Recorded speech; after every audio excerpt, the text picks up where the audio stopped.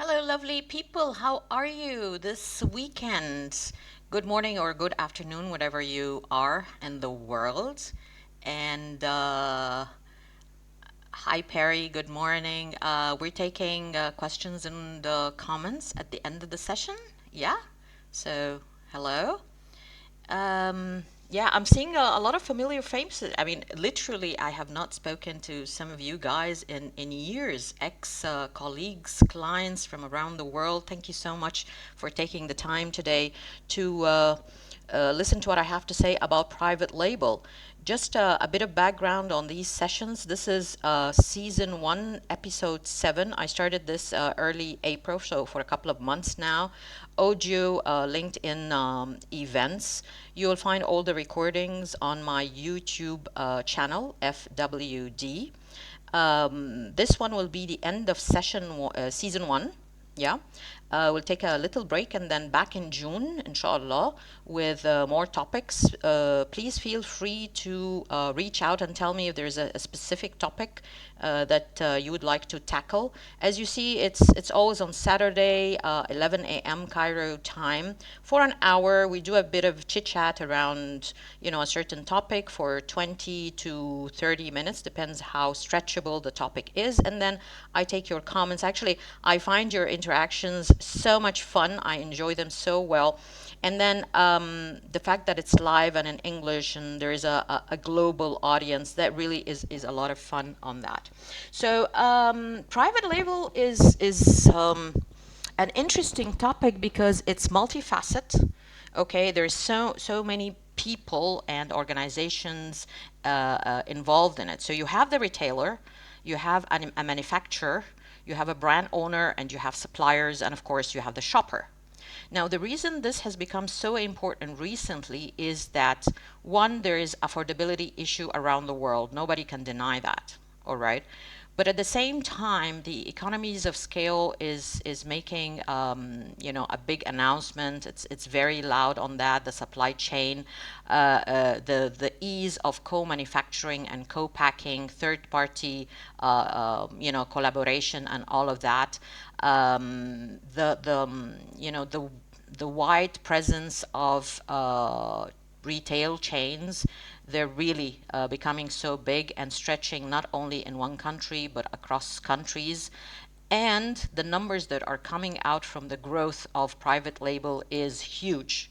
Okay, staggering numbers. We're talking about whether mainly in Europe actually, and we're talking about countries like Spain or Germany or Switzerland or Turkey or whatever. We're looking at between 50 to 60% of brands shopped in store are actually private label. Some other countries, especially in the US, would call it store brand. Yeah.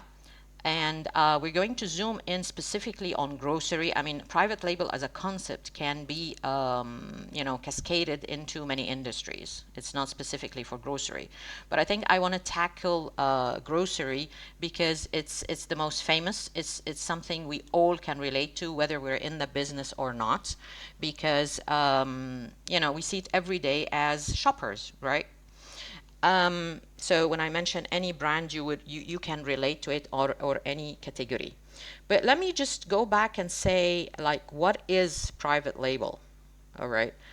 Private label is a retailer, okay, that has a good brand and decided to do his own brand, in simple words. Yeah. It could be named after the retailer name. Yeah. So like, Migros, Lidl, Aldi. Yeah. Or it could be with a different name in a different category. So you'll have Carrefour, for example. They have Carrefour, and they have One, they have First Choice, and many in different countries, they have a sub-brand of that. But the concept is the same, but the strategy is different. So, I mean, given that I'm giving this talk and you know what I do, it will all come down to brand. A retailer can never go into private label unless they know that they are a good brand. They have a strategy, they have loyal people, shoppers that come to them all, sorry, all the time. They trust and a lot of underline that word trust, the retailer, that they're going to give them good value. The other word that I want to stop at is the word value, because there's a lot of confusion around private label. When private label started, it was all about value, i.e., all of these, commodity like categories. So your sugar, your pasta, all of it, it's pre-packed at, at the rail side, whether outsourced or third party or whatever, and it has the name of the retailer. It was anchored so many years back in affordability, which still is, it's fine.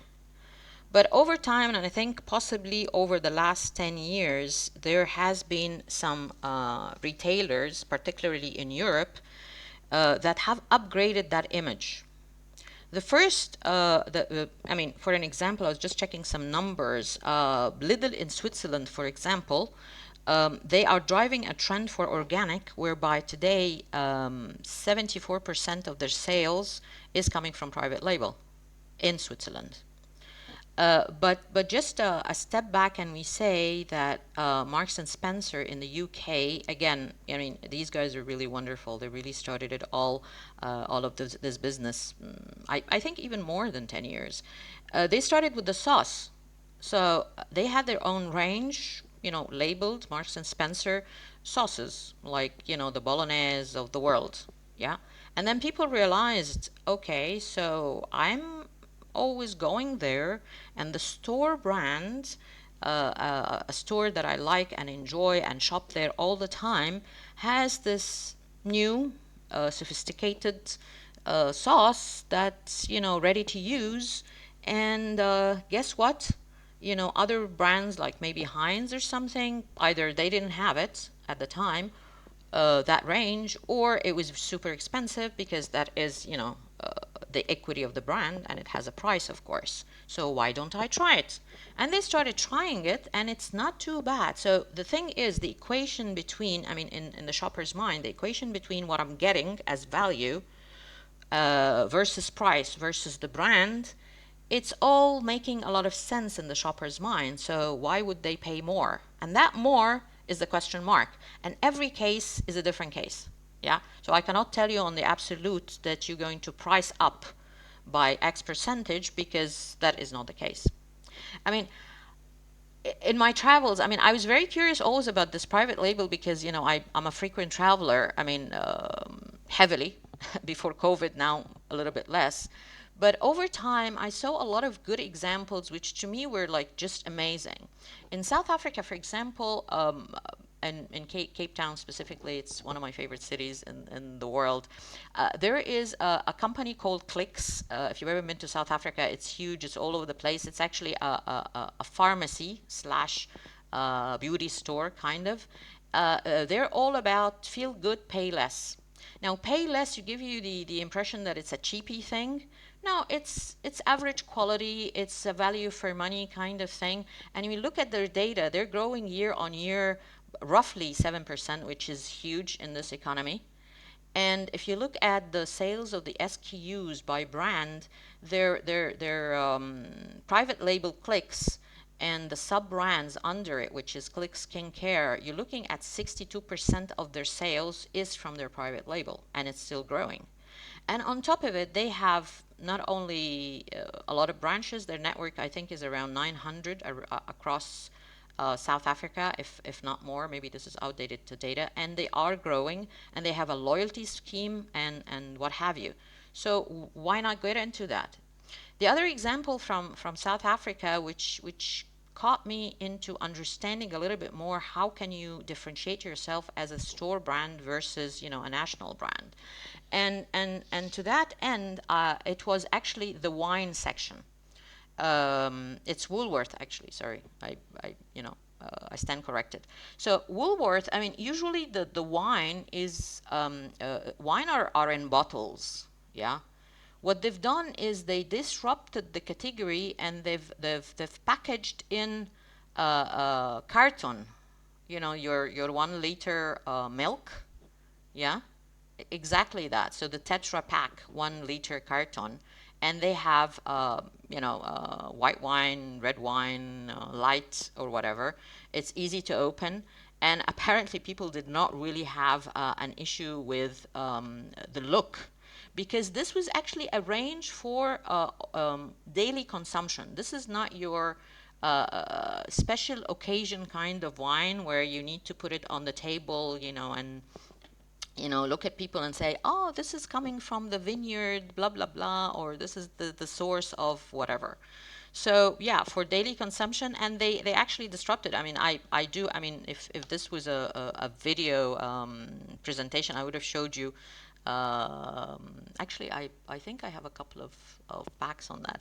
It was very interesting, but it took me a bit of thinking of, okay, so a retailer, what do they do to disrupt, to attract the shopper, and even in a very highly involved category like wine. I mean, this is not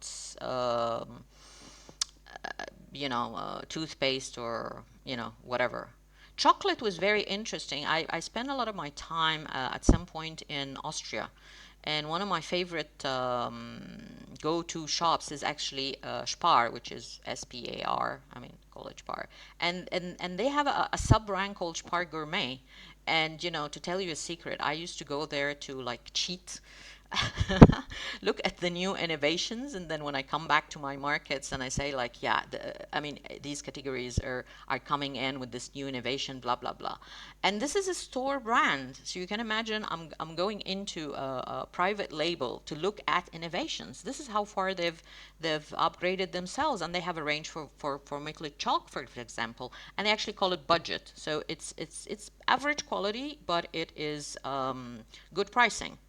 On the other hand, and if we're talking chocolate, I've actually received a gift from a friend of mine just recently. It's dark chocolate. It's 300 gram. It's really my favorite in hazelnut. So that's a hint for you if you ever want to give me a gift. So dark chocolate, hazelnut, and it's made in Germany. It's called Schokör, and it's when you flip it, it's actually manufactured for Aldi. So the point is you branded it differently. It's not called Aldi because that is related to a discounter image, but it is amazing. And I got to tell you, I mean, I worked 9 years in chocolate, yeah, all my life, and I was on the global team, so I know my chocolate, and it was just pretty amazing, yeah. And the price was really very good. I mean, considering that it is dark chocolate and it's made in Germany, so why not? So it is a way for retailers to grow. That's one thing, but you just need to know where you're going to put your money on it. I think over the years, we are seeing literally, I mean, the forecast, I think from Nielsen, the last report, we're looking at 30, I mean, on the average global, 30 to 40% of sales of any store would be their private label if they have equity.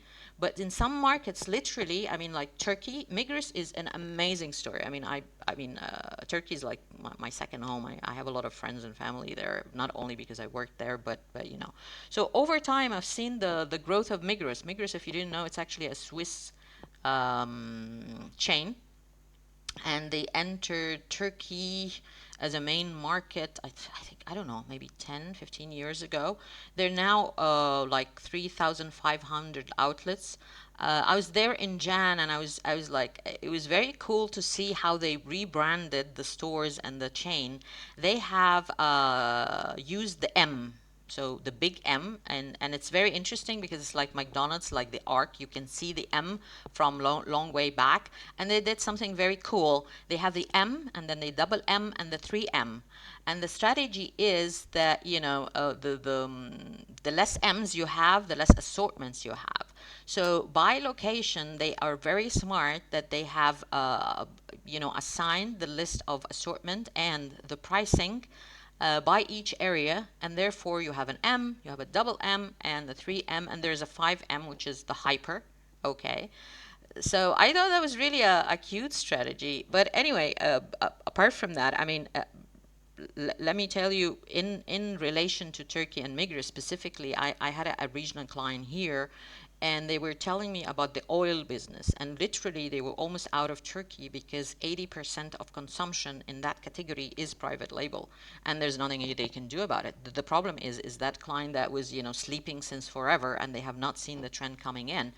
And on that hand, brands have been very lazy in building equity, especially in markets that are far from you, but they have potential. But you're sitting in the Middle East and thinking, everything is the same because I'm a big guy. But people are reaching out now for private label because the retailer is very strong. Yeah. And then I go back. You cannot do this unless you have equity as a retailer. People trust in you, and therefore you can do everything. Now, retailers, how did they do it? Um, what is working for them is the fact that they can cut the middleman in terms of cost. They can reach out directly to manufacturers and tell them what exactly they want. There is a trend of retailers hiring fast-moving consumer people, from the brand side. They come in and do all their innovation and specs and packaging and all of that, and it's all in the favor of the shopper because the traffic is coming in. You're getting a deal. You're happy with it. Again, some retailers have become so famous with their private label that it is in fact a destination category in itself. I don't know how far you've worked on retail, because some people don't think that retailers have brands, but they do. Yeah. And strategically, if you want to position a retailer, it's the destination category. What will you be known for? It's exactly like the brand positioning and the consumer work we do. Yeah. So it's the same. You always have to own something. What is that kind of space that people will go for you? And the shopper goes for that destination, but then he shops for the other needs that he has in his shopping basket. So in fact, as we speak today, private label has become so amazing, yeah, in some retailers, that it is the destination for some categories. Now, retailers think value, and stretching that value to both commodity but also premium. You can have this amazing skincare brand in store, uh, as well as with all the environment friendly natural ingredients, all of these premium claims and premium pricing. And at the same time, it is the same retailer that is offering hand wash and detergent liquid and all of that, and it's just decent, and it's a function of the category. One of the things that is popular now, and they're experimenting heavily in the UK, is loose. So in Middle East markets and Asian markets and India, you're very familiar with loose open markets, yeah.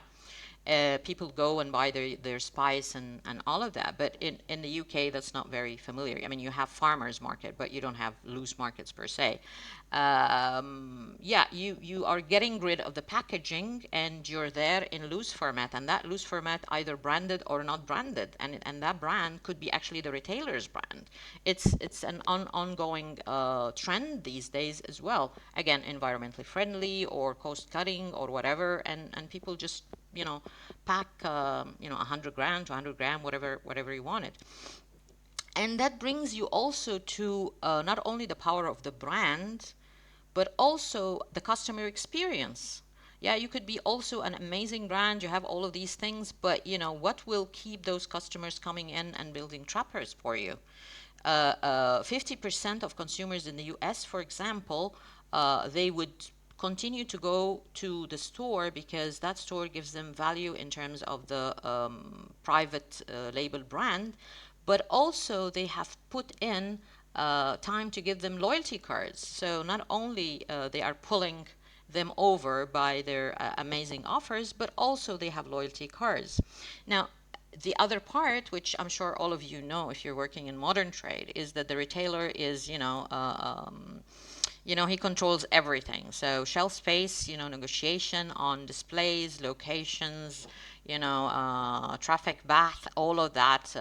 If they're a big chain with big names, they call the shots. But think about it. Now they have their own brand. Of course, they will give it priority, right? It makes sense, yeah? So there is a lot of things that will be working out for retailers, and big ones, they have no issue in putting in the money, and they want support. As I was introducing the topic today, I told you there's many facets for it. So um, this is the retailer opportunity, and there's so much stuff that can and learning as well. If you were that retailer on the call today, and you want to do that, there's so much out there that you can, leverage on, but of course start with the brand equity.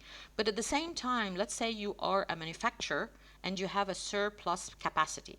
Now, working years and years in this, I know for a fact that if you have a factory that is just sitting there not doing anything, this is like loss. Okay, you are losing as you by the minute. You're sitting there and you're just losing money because that factory and that capex is not functioning. Even if you sell at a loss. So if you're a manufacturer and you have surplus capacity, what do? Private label is an opportunity for you. You reach out to these retailer, understand their needs and specs, and manufacture for them. And that would be a huge opportunity for the retailer because they're not going to invest in factories. Yeah, they want third party manufacturers. Same thing for packaging. The other thing, if you're a supplier out there, so let's say a big retailer decided to do their own private label in, I don't know, makeup, let's say, or a hand cream, so into cosmetics. They need a couple of things. They are not the expert on that, all right? So shampoo, for example. I mean, shampoo is a huge, high involvement category for females. So which trend you're gonna go to? It has to be a bit of high profile, and you'll be competing, with the P&Gs and Unilevers of the world. So and even if it's more sophisticated, the more natural ingredients brand that are very, very popular these days and trendy. So from a retailer perspective, you need holding hand a little bit. So somebody would come in and give you knowledge and consumer insight and tell you this is the right strategy to go for, and then team up with a bigger picture even by introducing them to good suppliers that will have the ingredients that go into that bundle or concept for that. And then maybe you need to make a choice around the name. Is it going to be the same? I mean, if it's premium, probably you won't do your discounter name as a retailer, but you would be there with a trendy new name, and you are distributing within your own network, which is something I want to highlight. You, one of the privileges or something that you need to be cautious of, that the levers of success for you is that you're big. You actually have a network because you're distributing within yourself. Yeah. And that is the only caveat, because for other brands, like national brands, like, the brands that we know, they have the whole universe to distribute in. And then you need also to think about your omni channel. Do you need do you have a strategy for that? Because while you have a retailer store, but you can also do online, you need to partnership and so forth. So there is so much happening for everybody. Even startups. If you're a startup, and you have this breakthrough recipe of whatever, if we're talking food specifically, or a formula for a cream that solves something, or a tissue that whatever, all of these little guys that have these wonderful ideas, and they don't know how to take it and scale it up. Whether at a launch phase, they probably sell very, very little volumes. But if a retailer picks that up and scale it and produce it under, whether they're retailer or the same, and they own it, it's going to be big. So there's always all of these explosive growth ideas, but how are you doing it, or are you doing, you're taking advantages of it? So I mean, private label as we speak today is very intriguing. It has a lot of potential. I'm seeing it probably all over the place, but it comes down to literally the brand.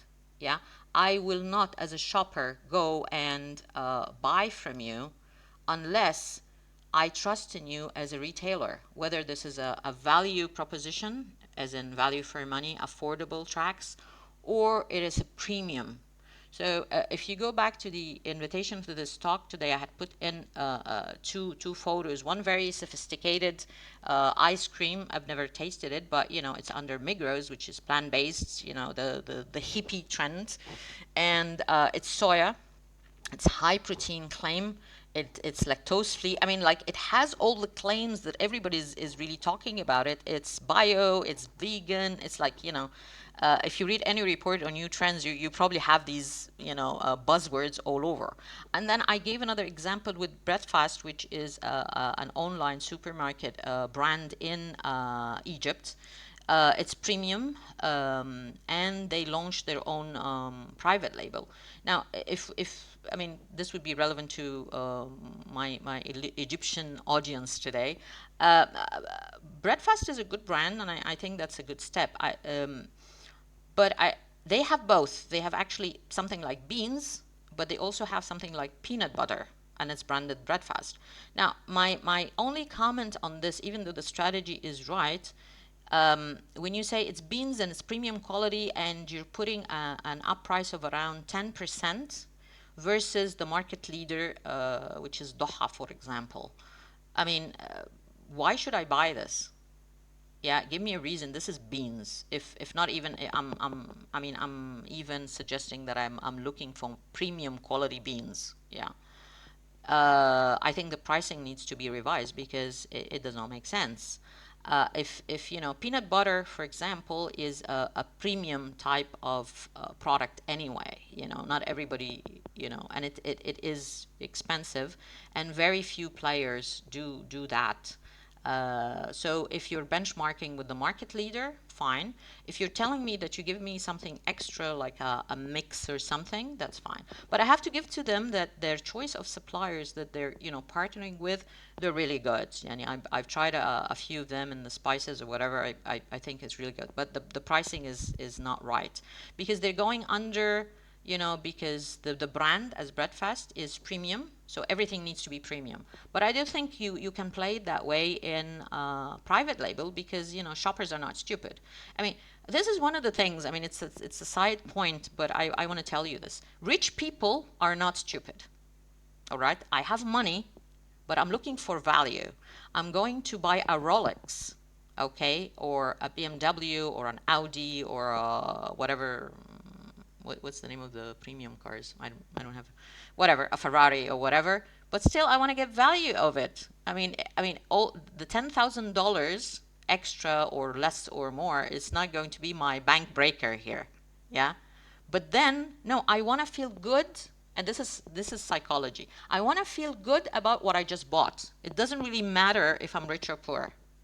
This is the bit that nobody really gets it. I don't know why. This is psychology, yeah?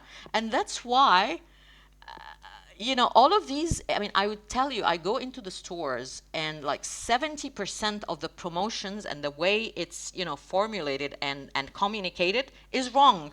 It doesn't have the pull.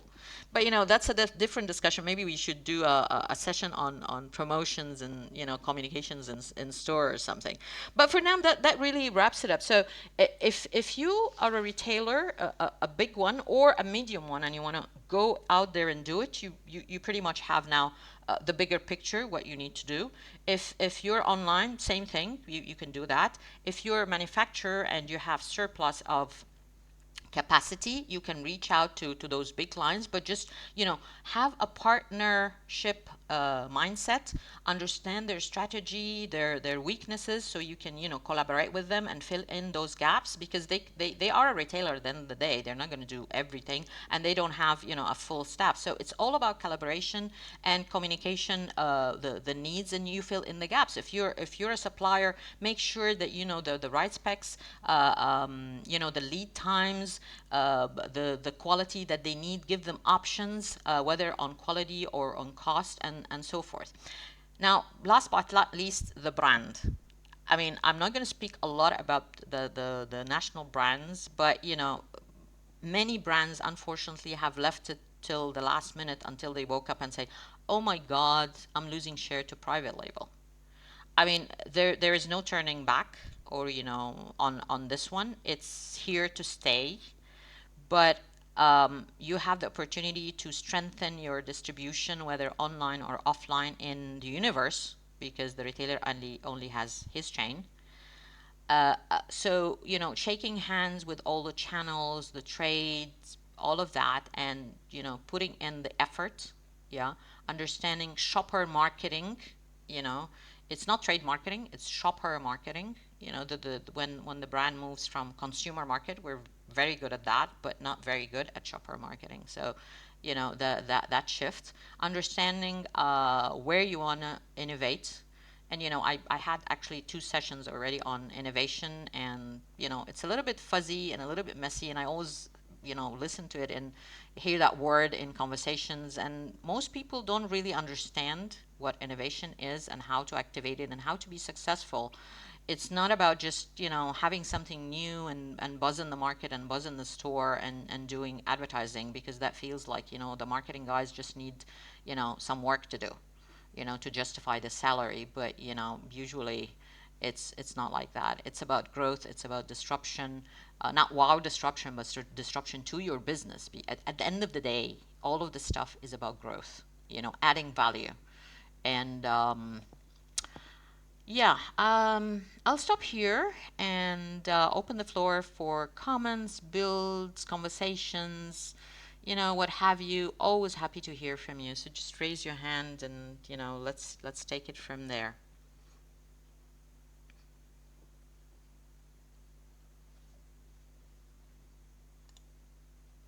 Manan, good afternoon. Go ahead, sir. Good afternoon. How are you doing? I'm doing well. Once again, thank you so much for having me on the same platform. I mean, last time also I was there.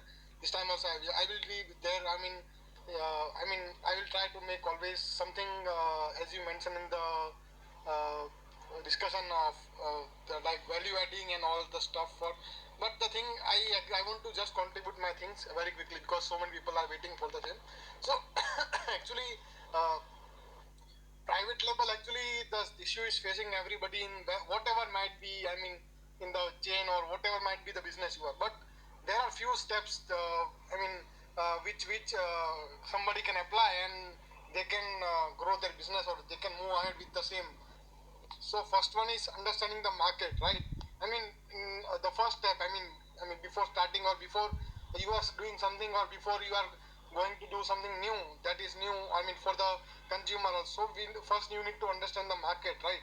Then, depending upon the understanding you are how you are able to get into insight and creating like branding, competitive pricing, marketing, innovation, customer service. So these all are the main thing. I mean, which depend mainly the things the one should focus on, because if you know these things, I mean, you are all set to go. I mean, then you nobody will tell you that you need to step back and see what went wrong, right? If you are set with all this, definitely you are going to buzz and create a boom in the market, like likewise. Because ultimately, at the end of the day, the person or the individual wants something adding value, or something he was looking for, or what's the missing in the gap, like you mentioned the discussion.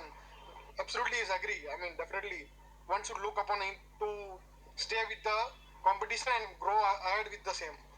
Yeah, sure, absolutely. And you reminded me of something. I was thinking of mention it earlier because I was reading around, economies of scale. In the UK, Tesco and Carrefour have teamed up to beat Amazon because of their bulk purchase power in terms of procurement. So they wanted to feed in their stores and private label, and they want to be competitive on price, but they could not beat Amazon just because of scale.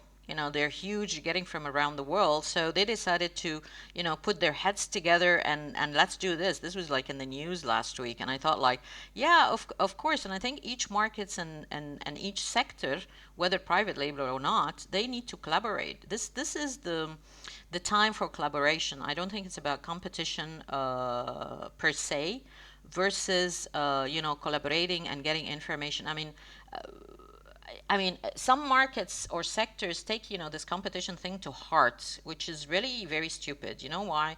Because if you think about it, Nielsen, for example, they have the retail data and the store data, and it's open for everybody to buy, but each one reads this data differently and action it differently, and some of them they have the same data, some of them are very successful, and some of them are not.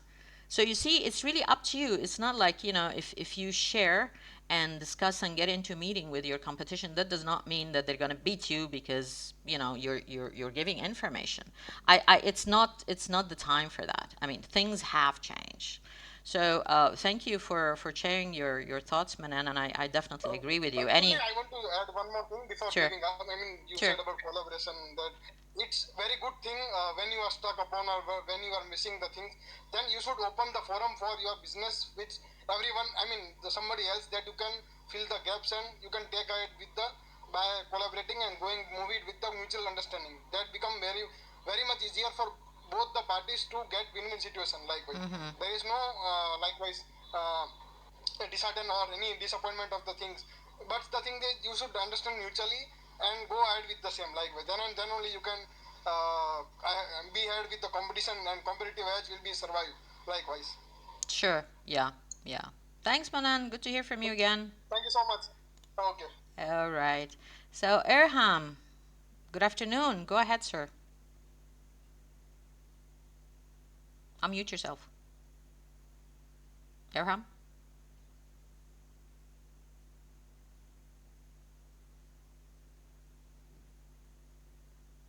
Erham, unmute yourself, please.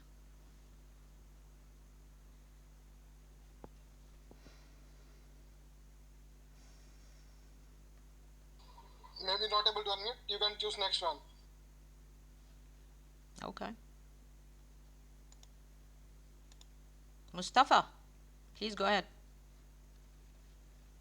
Hello, Delia. How are you? I'm good. Okay, so I will try to be quick. Now I'm working in a market that most of the hypermarkets are seeking for private label products Mm-hmm. in the condiments section. And I'm just have a question. If I'm the You said manufacturer for condiments. this, Condiments is just for the people on understand. This is like the ketchup and stuff, right? yes, Okay. exactly. Yeah. So now in this market, can I consider me as a manufacturer for this private label for different hypermarkets? Can I consider this part as a marketing thing for my manufacturing since I'm building like I didn't enter the retail market yet by my own brand, but this like establishment for my next step in the strategy to go to the retail. So in the back of the bottle, I have the manufacturer name, and this can be considered as a part of the strategy to enter the retail market, or this will compete myself or something like this. I just want to have more understanding from the marketing side and from the growth strategy part. Thank you. So let me try to rephrase what you said to just I give you a good answer. So you're a manufacturer and you want to do your own private label, right? Or is it the retailer that is asking you to manufacture for him a private label? Yes, all the hypermarkets are asking me to do it private label. I'm doing this right now to Okay. like 5 to 6 mega chains in the Okay. Well, hypermarkets. that is a private label brand that is owned by the Yes, retailer. yes, So your question is, as a manufacturer, you will have, of course, the legal, write up on the packaging. Fine, it's manufactured exactly, by yourself, but that does not make you as a private label player. You are a third party manufacturer for the exactly, retailer. So what's your exactly. question? So my name is in the back of the bottle Uh-huh. for the manufacturing side, Mm-hmm. and in my growth strategy for like the 5 years strategy plan that I want to enter the retail market. Mm-hmm. Can I consider this as a third party manufacturer as a marketing for myself or not? This will not be a marketing. It's That's my behavior. okay. I'm looking for the back of the bottle or not. So Uh, this is mainly my question. okay. So no, as a growth strategy, you would always be positioned as a third party manufacturer. So unless you have a legal commitment with that retailer, there's nothing stops you from going to another retailer and also be a third party manufacturer. But you yourself, you will have to have, if you want to have your own label, that's a completely different. It's not marketing. You know, you're a manufacturer. Unless you, I don't know. I mean, you're a manufacturer, and I don't know if you already have a brand of your own. I mean, you don't have to tell me. I mean, Yes, I have a brand, but I'm working B2B and a food service part, not in the back of house, not front of house for the direct consumer. I'm working more in the back of house for the food service market. well, So I'm not direct with the consumer now. So in my plan to be direct with the consumer with my own brand, but I have my own brand, but it's not working in the retail till now. okay, that's a different track because that is shifting from B2B to B2C.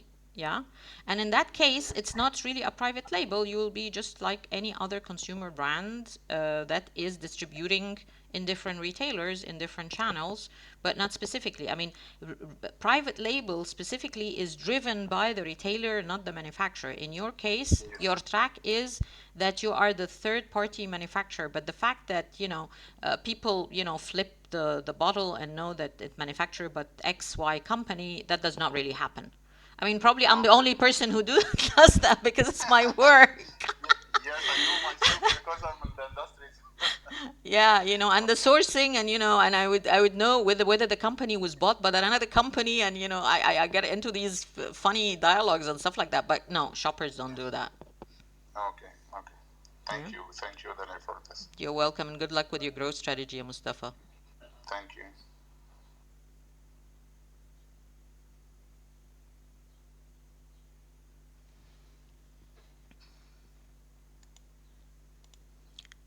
Hoda, please go ahead, unmute yourself. Hi, Dalia. Hiya, Hoda. Thank, Thanks for having me. I just have a quick question.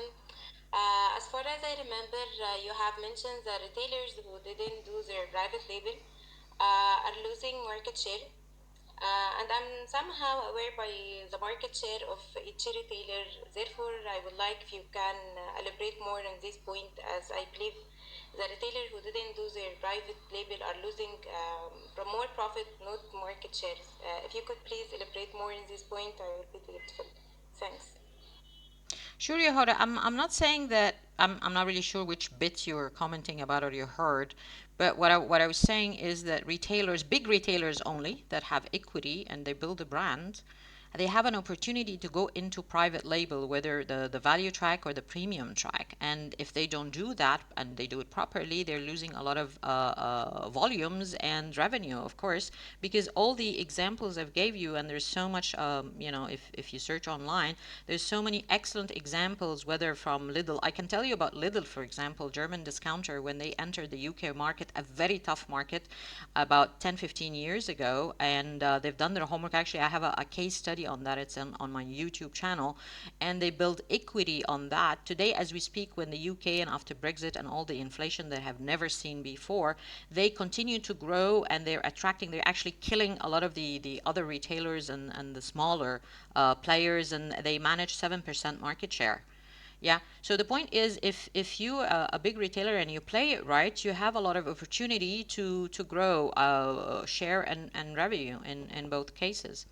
But I mean, unfortunately, I haven't seen a lot of good examples in our region. Not really. It's all big good examples from the EU and UK slash the US. But what, give or take, get the good practice and roll it out there. For now, I'm seeing more of big chains, yes, entering markets in our region, but they're more focused on rolling out branches for now, at least.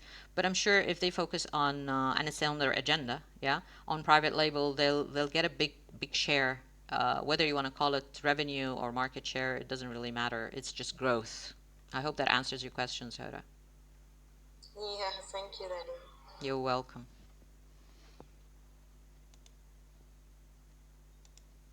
Aya, please go ahead.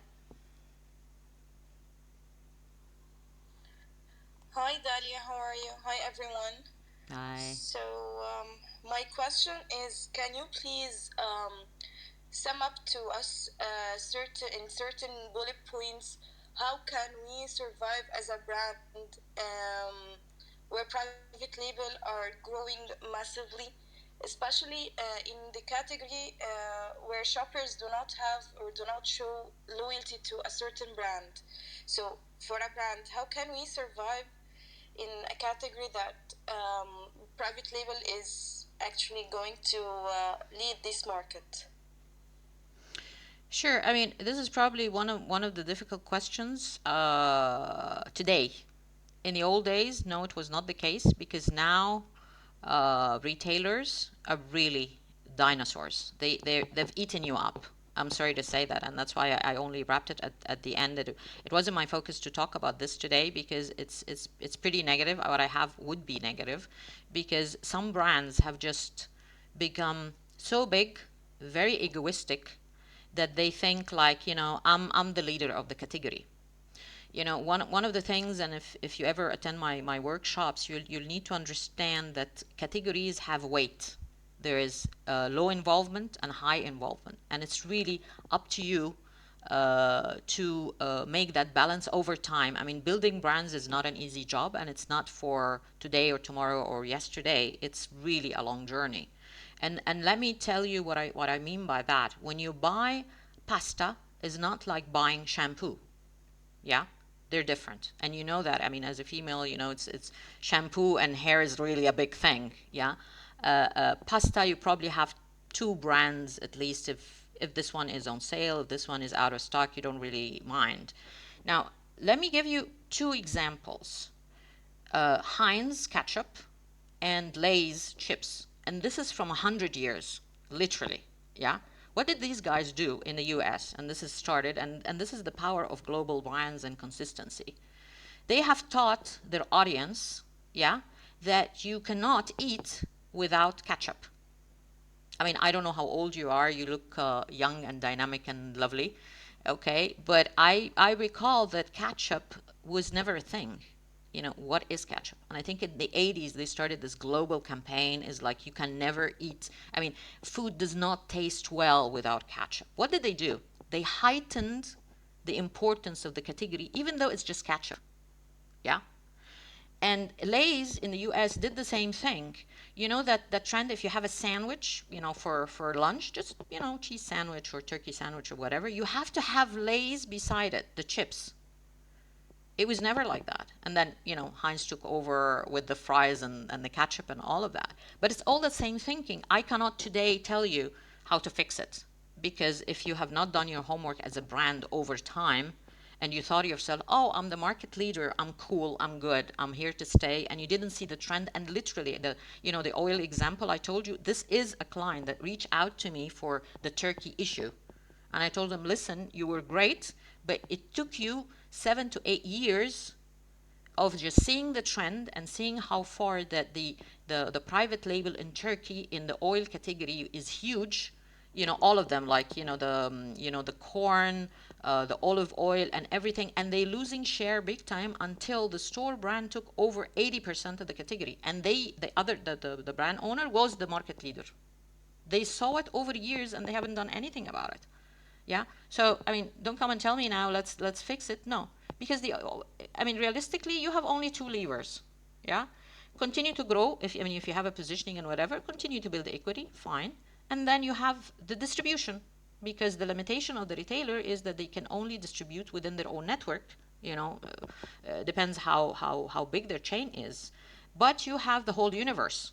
So go and sense check and audit your relationship in the channels, with the traders, with the channels, with the owners, with the shopper market. That's why I was hinting that shopper marketing is huge. You need to understand how to make that pull. So understanding the channels, not only understanding but actually auditing it. Are you doing well there versus the others? Because you have other competitors as well. Your competitors are not only the retailer. See what I mean? And innovation is a question mark. As I said, if you hear the previous sessions I have, what kind of innovation and if it's worth it, or do you want to clean up your current portfolio and make it more profitable and appealing to customers, whatever the stage is, whether at customer stage or when consumer slash and when they go into the store and they start the shopper journey. I don't know if that answers your question. It's a little bit of a long answer to a short question, but it's tough times for brands. I mean, if they didn't do their homework well, yeah. I mean, it's tough luck for them. They didn't do their homework, and it's there. And it's honestly sad for big brands because you have the data. I mean, I can live with middle, to lower smaller brands if they do this and miss it out. Yeah, you're small, you don't have access to data, you don't have talent in your marketing team and all of that. But if you're that big and you're doing that mistake and you see it and you're not doing anything about it, this is serious problems in organizations. And I have to tell you, I see it every day, sadly. Yeah. Yes, that was quite interesting. Thank you so much, Daria. But what would you think that UNA would play a role here? So I might create a new behavior for shoppers to just like the example you have mentioned, the creating chips as a side dish beside the every meal. So would you think by conducting a UNA, could we be able to do something or attach a new behavior to the brand, or eventually the private label will follow, so it will not make a huge difference on our equity, on a brand equity? Okay, for as a bigger picture, always do research. Fine. UNA is not going to help you. Yeah. Because in your case, you want to understand or pick the gap where you can leverage on. And to me, I would advocate for observation research, understanding where are the gaps in the category, yeah, in the daily usage of people, whatever what's your category? You're in buyer, I see. Yes, I'm talking about the vitamin C category. Okay. So Immunity nutritionals. yeah. So I think one part of it is the methodology would be observation. Try to avoid direct questioning. And again, this is something I talk about in my neuromarketing talks because people say something and do something else. And we know this very well from behavior research, whether, the traditional science of behavior research or, the more advanced one, which is neuromarketing. And this is one of the gaps in traditional research, unfortunately. And I still do. I mean, not that I have anything against UNA, but UNA is really a big one that you do at the beginning of starting, a brand. Yeah, you need to understand the market, blah blah blah, and so forth. But you're already in the market. You are at the second stage of, getting into the nitty gritty. I want to grow, and I understand. I need to get a new insight. That insight could be a product, maybe a service, maybe a partnership, maybe a communication, maybe a repositioning. I don't know, but you need to do that through observation. The other thing about imitation, of course, that will always happen, and that would be the advantage of I mean, retailers, they see what you do in the market and it's easy for them to copy, and this will always happen. This is a function of the business and the industry that we're working in. It's a fact. Yeah. You cannot unlearn that or undo that. This is a fact. So I would also advocate for looking into all the data that you have, okay, and try to think. I'm not going to tell you, that lame word of out of the box. It's not about out of the box. It's about reframing your category. What these guys, Heinz and Lay's, it is chill chips and it still is ketchup, but they reframed in the mind of consumer, what are you using it for? Yeah. I mean, I give this example to. I mean, I was having this chat to. Can I add an example here, Dalia, for this? Since I'm working this in Heinz, actually. Yeah, Mustafa, but let me finish this statement. It's an example from Kellogg's in Egypt. I mean, I had a chat to the CEO. He's from India, lovely guy from India, and we were just chatting on that. And I told him I've worked in snacks like tons and tons of years around the world. 15, 20 years ago, when we did research, when you ask a person what's the snack, the first thing that comes to mind, especially in Asian markets, it's a fruit. Yeah. But then over time it's chips and biscuits, right? And given that I was working in Mondelez, so biscuits is my thing, and it continues on. This is my snack. Today, if you ask, you'll find very, very different answers because noodles has come in. So he's into instant noodle. This is Kellogg's, yeah. And yes, the frame of reference for consumers have changed. So are you vitamin C or are you something else? I did a talk for GSK like 5 years back on their leadership, and I think Sally is on board. And if you remember, we spoke about wellness. I mean, it's a consumer product, that's fine, but are we talking medicine here or talking about bigger wellness? And when you talk wellness, then you're competing with, the gym, the supplements, the everything that from a consumer perspective think builds into his or her wellness.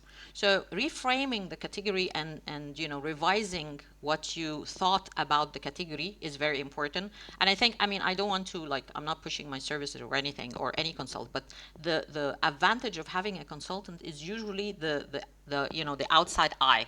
I would look at your business. I mean, I don't work pharmaceutical or whatever. I've never done except for a few things. But as an outsider, I would look at it differently versus everybody else in the business that I've always looked at it the same way. No matter how senior and talented people you are, okay, you will look at it the same way. This is how the brain works, by the way. Yeah. So Mustafa, please go ahead. Yes, thank you, Dalia, for this.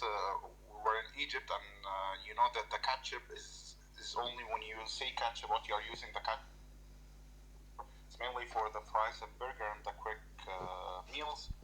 So we wanted to expand our consumption to grow the category itself in the market.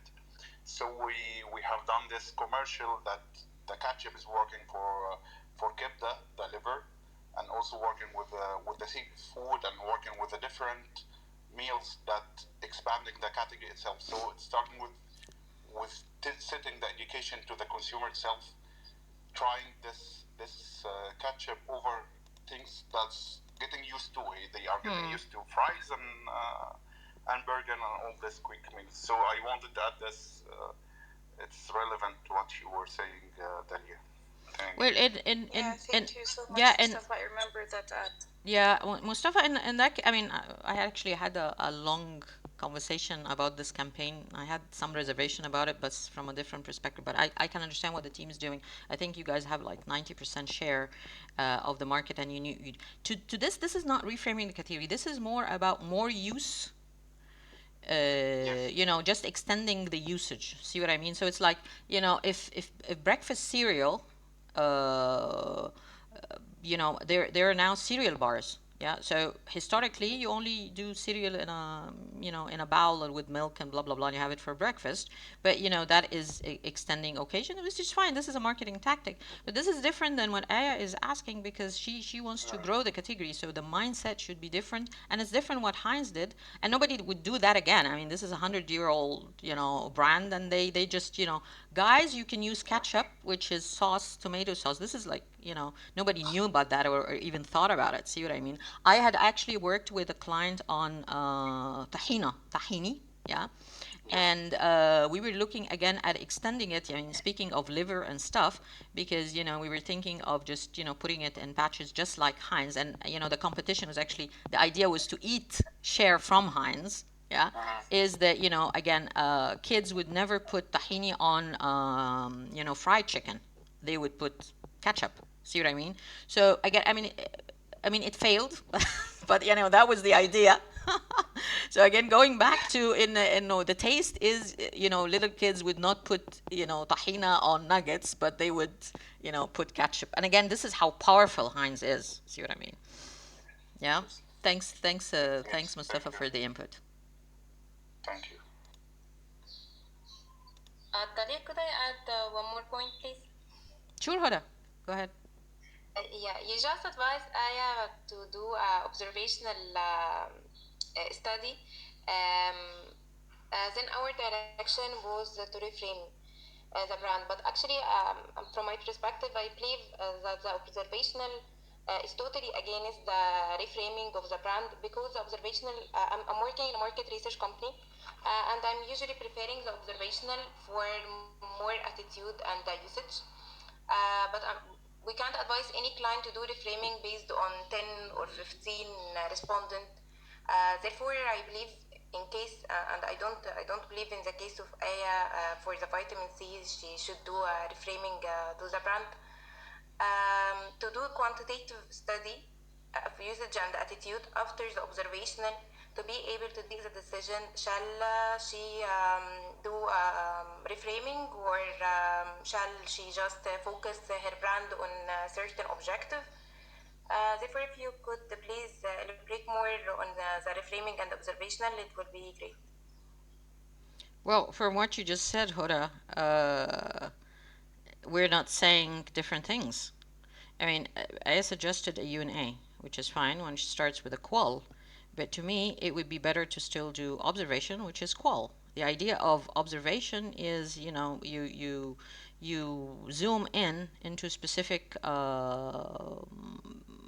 points in the lives of consumers, and out of which you will have pinpoint of certain insights. Now, the roadmap, as somebody who works in a research company, you know that it's not one research, and it's not 15 observations, of course.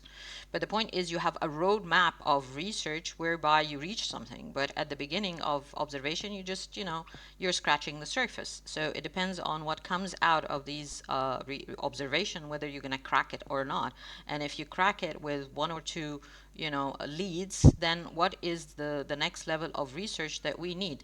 Now, to reach reframing per se, okay, of course you need quant stuff. Yeah, that's absolutely fine, but it's a journey. I mean, research is not one thing, and if they are a company, they decided to go that route, it's absolutely fine. It could be the case that they reach out to a sister company, or a competitor, or look into bigger picture global trends, which is something very good, by the way. I use this sometimes to advocate for my clients as a way forward, or as a starting kickoff, versus going into deep dives of huge research that come back to us with the same thing that we know. Okay, great. Thank you, Dalia. You're welcome, Huda. I mean, are you in the R&D stage, or you are just working behalf of team, like? Manan, this is a question for Aya. Yeah, yeah. Okay. Sorry, Manan, could you please repeat the question? I was telling that you are working on behalf of team, or you are in the working. I mean, contributing on individually, like. Not individually, of course, with a team. Okay, okay, good. Got it. Thanks. Most welcome. Well, good discussion, guys. I'm really enjoying this, and I'm just conscious of time that we ran a little bit with 5 minutes. Thank you so much for joining me today. As I told you, this is the wrap up of season one. We had already 7 episodes with different topics. I'll take a bit of break. I'll be back in June, inshallah. Please let me know if there is a specific topic that you want to go through, or maybe even repeat or elaborate one of the previous topics. As I said, they're all uploaded in my YouTube channel, FWD Consultancy. What I do here, I mean, as many of you follow me, I mean, I know you in person and you know me, and some of you actually attended, and ex-colleagues and ex-clients. I just enjoy, these discussions. I mean, I'm taking time of my weekend just to chat to you about this. I even, I'm thinking maybe you can do just like an open Q&A. We chat about, stuff like that. I'm currently putting my workshops on hold because, the situation in Egypt, there's not a lot of companies are putting in money in training, unfortunately. But it's still, I mean, let me plug in the my two best sellers workshops is winning in store, which is focused on modern trade, the basic rules of how to win in store, slash supermarket talk, because I can do both, specifically on supermarkets or the whole retail. The other one, which is winning communication, that goes through the pillars of good communication, which starts, of course, with building the brand, and how to use multisensorial experiences, and there's a bulk of it on neuromarketing and how the brain reacts to different stimulus, and then we go through some best practice and tools and case studies. One of them was actually Lidl on the brand and entering the market, and how communication have yielded in positive business results, because at the end of the day you cannot communicate in void. If you're just communicating and there's no money coming in into business, I don't think any CEO or finance director is going to give you money as marketeers. So I'll wrap it up here. Thank you so much. Have an amazing weekend, and do keep in touch, and I'll see you. I mean, keep following the Sure, sure. my Thank you so much once space. again. Thanks a lot, Manan, and Great to thanks. have all the guys. And Yeah. also, if possible, you can connect me later. We can connect. We have more discussion and was on the same thing, and maybe we can have something like likewise. Sure, sure. And as I told you, just follow my space, and you will know when I'm back in June. So have an amazing day. Bye. Bye bye. Bye bye. Thank you, Dalia. All right, thank you.